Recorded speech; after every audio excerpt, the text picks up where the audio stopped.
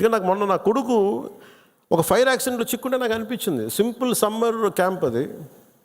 Fire యాక్సిడెంట్లో చిక్కుకుంటే పక్కన ఉన్న ఒక బిడ్డ చనిపోయింది, ఇంకో పక్కన ఉన్న బిడ్డ ఒక మొత్తం కాళ్ళు చేతులు మొత్తం కాలిపోయినాయి. వీడికేమో లోపలికి అంతా ఈ కొంత ఫస్ట్ డిగ్రీ జరిగినాయి బర్న్స్. తర్వాత లోపలికి సూట్ ఉంటుందని గాలి పీల్చేయటం వల్ల ఆ పొగ.